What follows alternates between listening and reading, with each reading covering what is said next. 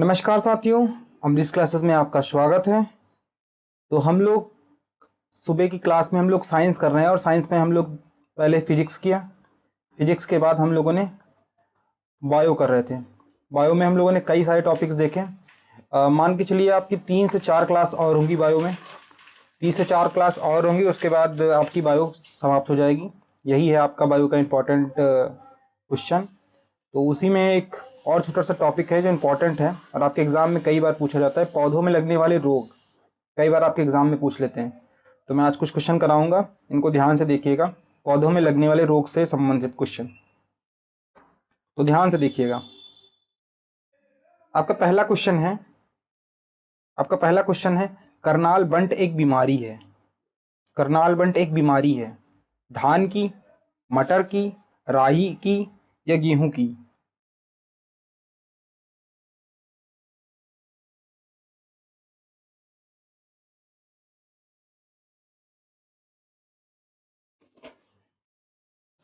तो करनाल बंट जो है वो गेहूं की बीमारी है। किसकी बीमारी है?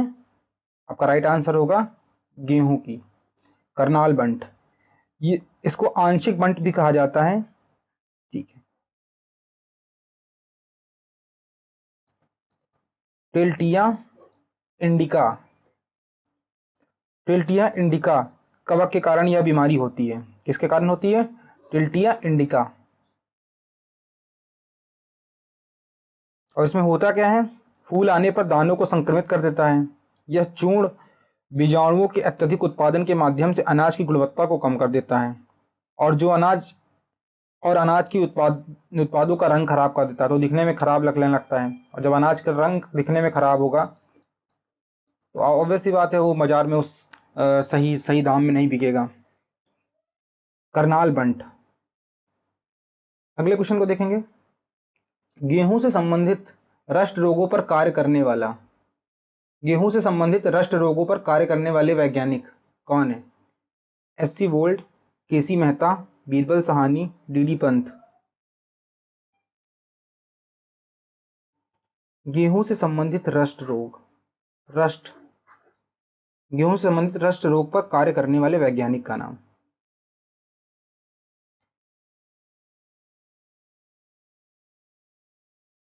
आंसर करिएगा आप लोग।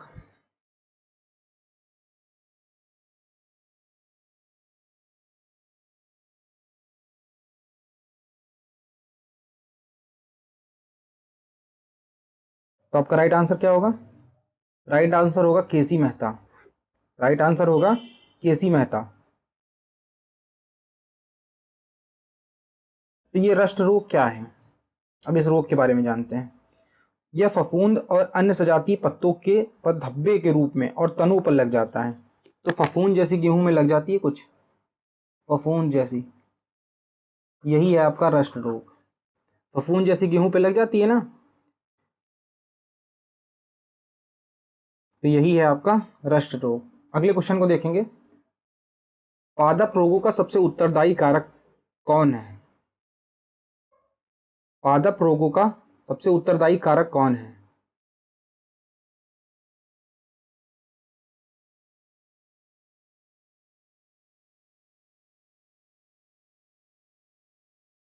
तो फफूंद। पादप रोगों का सबसे जो उत्तरदायी कारक है वो फफूंद है।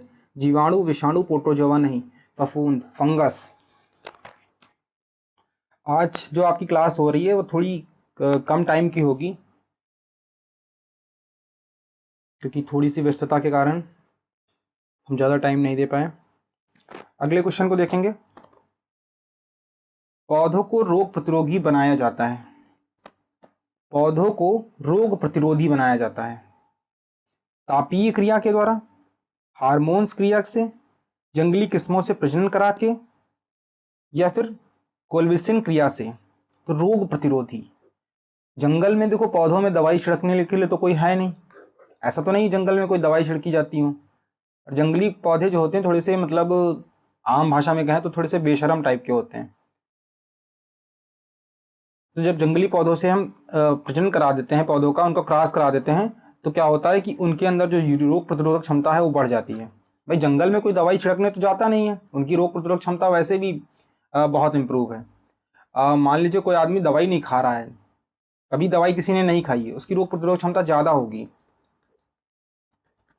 क्योंकि उसको बीमारी हुआ, बुखार आया, उसने उसके शरीर ने ठीक कर लिया, उसके शरीर में उस तरह के एंटीबॉडीज़ हैं, उसको पता है कि कैसे ठीक करना है। और जो आदमी हर बार बुखार आते ही आती दवाई खा ले रहा है, उसके शरीर को पता है कि हाँ एक्सटर्नल कुछ आएगा और इस बुखार को ख़त्म कर देगा।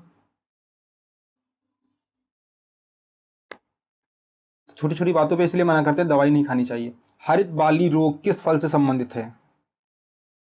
हरित बाली रोग, ध्यान दीजिएगा, हरित बाली रोग किससे संबंधित है? तो ये आपके बाजरा से संबंधित है। बाजरा से संबंधित है हरित बाली रोग। बाली रोग किससे संबंधित है? बाजरा से।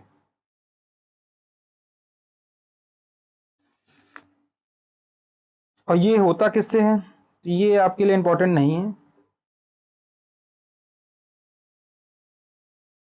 होता क्या है इसमें, ये मतलब जो है पूरे पौधे को रोगी बना देता है। इसमें बालियां विकृत हो जाती हैं, बालियां मतलब टूट सी जाती हैं और बीज नहीं बनते उनके, तो हरित बाली रोग।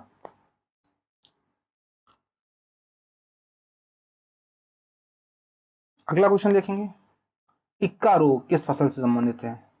टिक्का रोग, तो टिक्का रोग ना सरसों से संबंधित है, ना धान से संबंधित है, ना बाजरा से, ये है आपका मूंगफली से। टिक्का रोग मूंगफली होगा राइट आंसर। टिक्का रोग क्या हो जाएगा? मूंगफली। अगला क्वेश्चन देखेंगे, धान का प्रसिद्ध रोग खैर रोग किसके कारण होता है? फफूंदी के कारण? नहीं। जीवाणु के कारण? नहीं। विषाणु के कारण? नहीं। जस्ते की कमी के कारण। तो अब ये तो समझ में आ गया ना कि खैर रोग किसकी कमी के कारण होता है? जस्ते के कारण। जस्ते की कमी के कारण। जस्ते की कमी के कारण। अगला देखेंगे, चाय में लाल रस्ट रोग किसके कारण हो रहा है? चाय चाय पीते हैं आप लोग, इसमें लाल रस्ट रोग, लाल रस्ट रोग जीवाणु के कारण, लाइकेन के कारण, या आपका कवक के कारण, या हरे शैवाल के कारण? तो ये होता है आपका हरे शैवाल के कारण। और हरे शैवालों में भी बात की जाए तो ये किस जाति के होते हैं?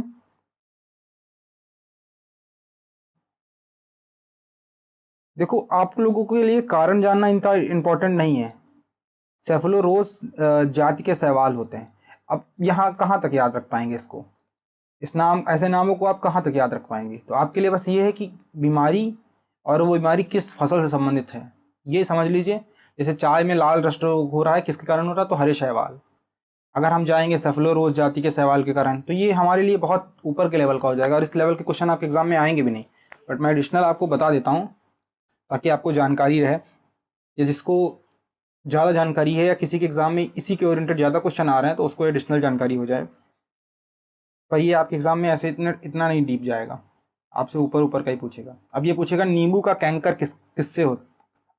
किससे होता है? नींबू का कैंकर जीवाणु, कवक, विषाणु, या निमेटोडोट्स? निमेटोडोट्स, निमेटोड्स। तो ये आपका जो नींबू का कैंकर है, ये आपका जीवाणु के कारण होता है। किसके कारण? जीवाणु के कारण। अगले क्वेश्चन को देखेंगे, फसलों पर आक्रमण करने की कीट की प्रायः कौन सी अवस्था अधिक हानि पहुंचाती है? फसलों पर आक्रमण करने की कीट की प्रायः कौन सी अवस्था अधिक हानि पहुंचाती है? अंडा, प्यूपा, कैटरपिलर, इमेगो?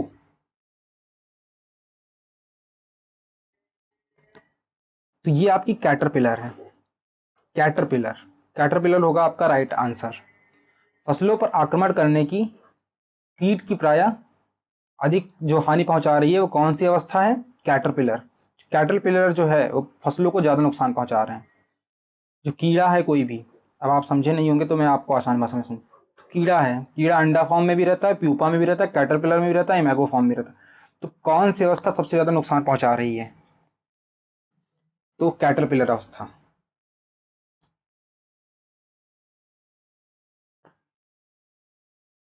मिलीबग किस फसल से संबंधित है? आपको एक पास इतने अच्छे क्वेश्चन नहीं मिलेंगे सारे इकट्ठा, एक पास आपको फसलों के रोग एक पास इतने नहीं मिलेंगे, और सारे इंपॉर्टेंट लेके आया हूँ आपके बीच में, तो बस आपको ध्यान से देखना है इसको। आप संडे का जैसे हो रहा है एक्स्ट्रा सेशन की तरह देखिएगा। मिलीबग किस फसल से संबंधित है? तो मिलीबग आपका ना गेहूं से, ना आम से, ना बैगन से, ये आपका सरसों से संबंधित है। मिलीबग, मिलीबग, मिलीबग आपका किससे संबंधित है? सरसों से। अगले क्वेश्चन को देखेंगे। पौधे का आर्द्र पतन रोग किसके कारण होता है? पौधे का आर्द्र पतन,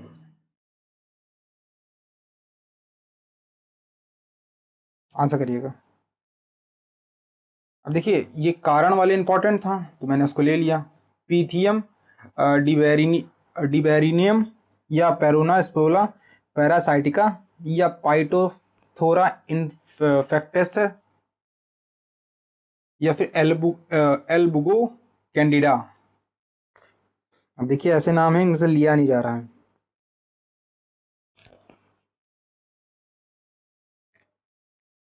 तो आर्द्र पतन या आर्द्र गलन, ठीक है, आर्द्र पतन एक आ सकता है, यही आर्द्र गलन,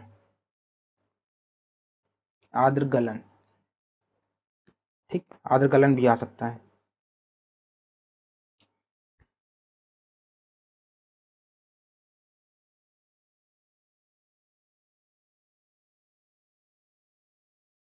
और ये कैसा जो है मतलब बीमारी है, कैसे कवक का रोग है? तो मृदा जनित, मृदा जनित कवक रोग। आपका राइट आंसर होगा पीथियम डिबेरिनियम।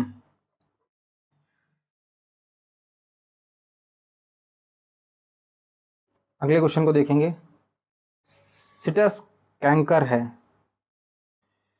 बताइएगा। नींबू की प्रजाति? नहीं। नींबू का एक प्रसिद्ध कीट? नहीं। नींबू का एक रोग? हाँ, शायद हम लोगों ने पहले भी देखा था, नींबू का एक रोग है। आपका राइट आंसर होगा नींबू का एक रोग।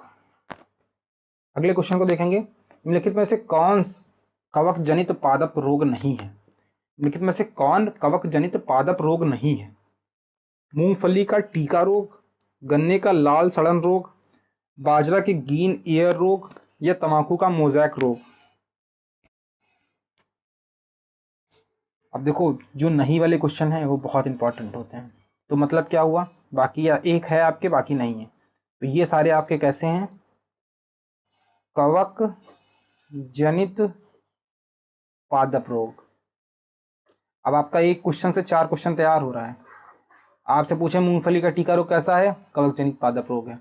गन्ने का लाल सड़न रोग कैसा है? कवक जनित पादप रोग है। बाजरा के ग्रीन ईयर रोग कैसा है? कवक जनित पादप रोग है। लेकिन तंबाकू का मोजेक रोग ये आपका कवक जनित पादप रोग नहीं है। डी हो जाएगा आपका राइट आंसर। अगले क्वेश्चन को देखेंगे। रिंग रोंग, रिंग रोंग जो रिंग डिजीज है इसको किस के नाम से जाना जाता है? शैथिल रोग, मोजैक रोग, बंकी टॉप, वाट रोग। रिंग रोंग ये आपका शैथिल रोग होता है। कौन सा? शैथिल रोग। ये होगा आपका राइट आंसर, शैथिल रोग। अगले क्वेश्चन को देखेंगे। आलू में ब्लैक हार्ट, आलू में ब्लैक हार्ट का कारक कौन है? आलू में ब्लैक हार्ट,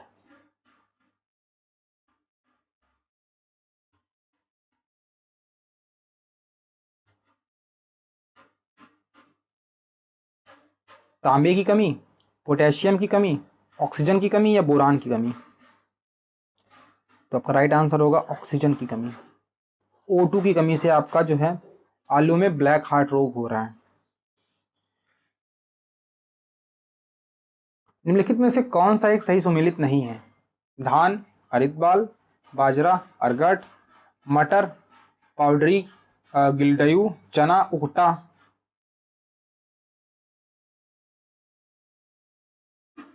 आंसर करिएगा।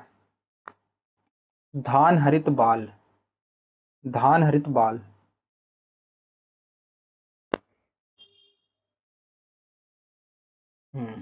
इस क्वेश्चन का आंसर करिएगा।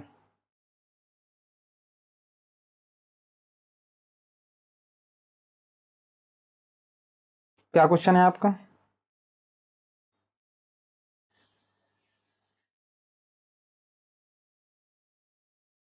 अग्नि रजा रोग किससे संबंधित है? आंसर करिएगा।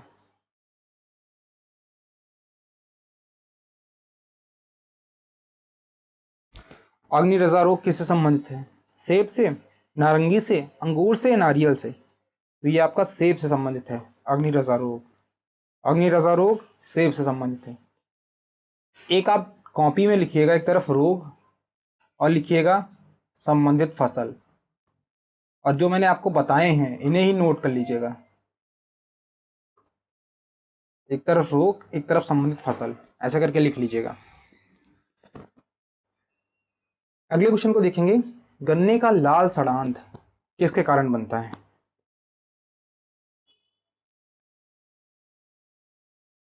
गन्ने का लाल सड़ांध,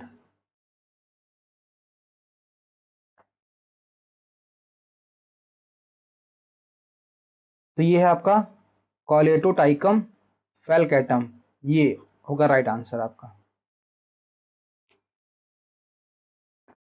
बस ऐसे ही याद रखिए, कॉलेटो कुछ कॉलेटो करके था, फेल्टम करके था, बस ऐसे ही याद रहता है। किसी को आपसे कोई इंटरव्यू में क्वेश्चन नहीं पूछ रहा है,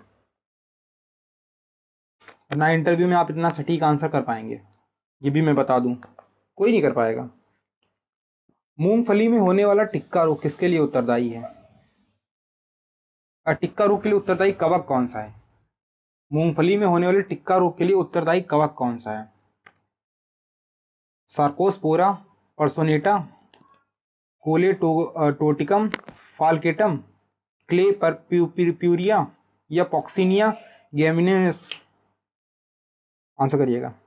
देखिए नाम नहीं लिया जा रहा है।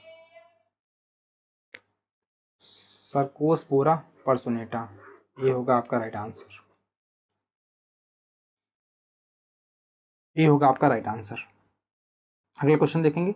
निम्नलिखित में किस कवक के कारण बाजरे की ग्रीन ईयर रोग होता है? तो बाजरे में अभी देखो हमने देखा था, ग्रीन ईयर रोग किस में हो रहा था? बाजरे में हो रहा था। अभी पूछ रहा है कि ये किस कवक के कारण हो रहा है।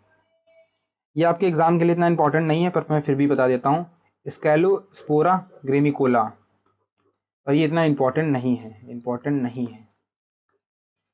बस आप ये याद रखिए कि बाजरे, जो ग्रीन ईयर रोग है वो किससे संबंधित है? वो बाजरे से संबंधित है। अगले क्वेश्चन को देखेंगे। आलू में होने वाले उत्तर भावी अंगमारी रोग के लिए उत्तरदायी कवक है?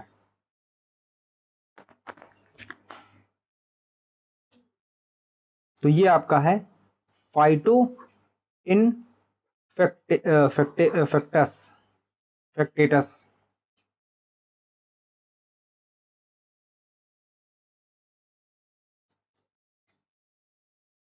फाइटो इनफेस्टस,